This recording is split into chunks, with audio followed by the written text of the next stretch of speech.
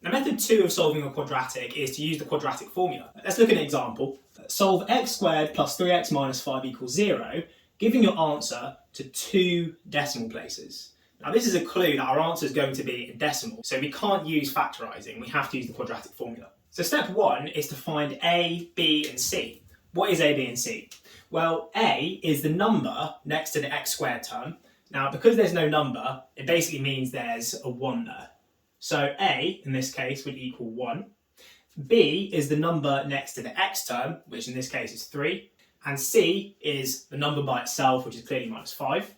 Now, step 2 is to write the quadratic formula, which may involve you having to remember it. But the quadratic formula is x, our solution, is equal to minus b plus or minus the square root of b squared minus 4ac, all divided by 2a. Step 3 is to sub our values of a, b and c into our quadratic formula. So if we sub in all of our values, we have x is equal to minus 3. Always remember when you're subbing in to put them in brackets.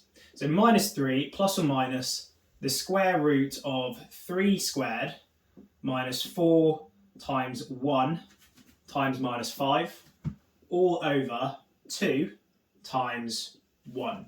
And finally, step 4 is to get our solutions by simplifying our equation. 3 squared is going to be 9, and that's minus 4 times 1 times minus 5. 4 times 1 is 4, and 4 times minus 5 would be minus 20. And that's all going to be over 2 times 1, which is clearly 2. Then on the next line, we can simplify further. So inside the root, we have 9 minus 20. If you take away a negative, it turns to a plus. So that turns to 29 divided by 2. Now, you may wonder why we have a plus and a minus there. Well, it's because there are 2 solutions. So our first solution, which we can call x1, is going to be minus 3 plus root 29 over 2. And our second solution, which we'll call x2, is going to be minus 3 minus root 29 over 2. Now, we want our answer to 2 decimal places, so we have to put this into our calculator. Our first solution is 1.19 to 2 decimal places. And our second solution is minus 4.19.